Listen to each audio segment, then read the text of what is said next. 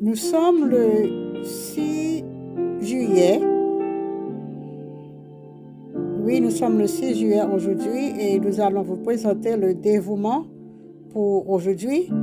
Avant tout, nous devons vous présenter la pensée du mois de juillet qui se trouve dans Romains, chapitre 8, verset 1, dans la Bible du Semeur. Maintenant donc, il n'y a plus de condamnation pour ceux qui sont en Jésus-Christ. Maintenant donc, il n'y a plus de condamnation pour ceux qui sont unis à Jésus-Christ. Romains 1, verset 1. Nous allons lire le dévouement pour aujourd'hui, 6 juillet. Qu'est-ce que ça nous apporte?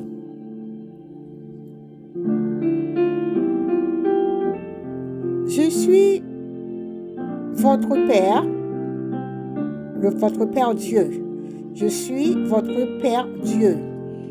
Écoutez-moi, apprenez ce que signifie être un enfant du roi éternel. Votre devoir le plus riche est la dévotion envers moi. Ce devoir est un privilège si joyeux qu'il ressemble à un luxe. Vous avez tendance à vous sentir coupable de repousser les limites de votre vie pour faire de la place, pour passer du temps seul avec moi. Le monde attend de vous serrer dans son moule et d'évincer le temps qui m'est consacré. Les voix du monde ont également déformé votre conscience, qui vous punit pour avoir fait précisément ce qui me plaît le plus. Cherchez ma face. Écoutez-moi au-delà des clameurs des voix qui tentent de vous distraire.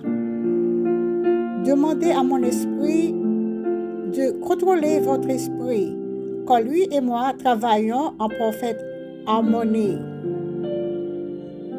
Soyez tranquille et attentif en ma présence.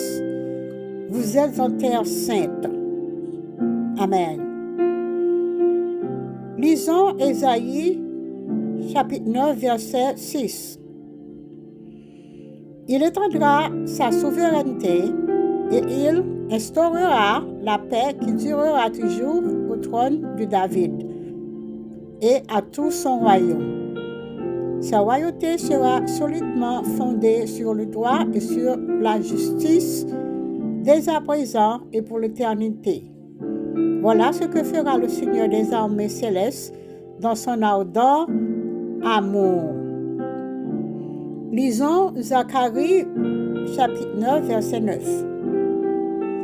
Tressaille d'allégresse, ô communauté de Sion, pousse des cris de joie, ô communauté de Jérusalem, car ton roi vient vers toi.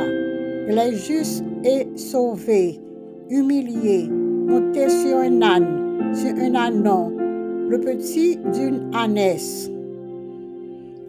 Lisons Romains chapitre 8, versets 15 et 16. En effet, vous n'avez pas reçu un esprit qui fait de vous des esclaves et vous ramène à la crainte. Non, vous avez reçu l'esprit en conséquence de votre adoption par Dieu comme ses fils et ses filles. Car c'est par cet esprit que nous crions Abba, c'est-à-dire Père. L'Esprit, c'est lui-même, témoigne à notre esprit que nous sommes enfants de Dieu.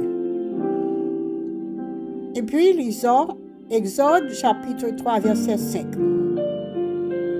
Dieu lui dit, n'approche pas d'ici, ôte tes sandales, car le lieu où tu te tiens est un lieu saint. Prenons quelques minutes pour prier.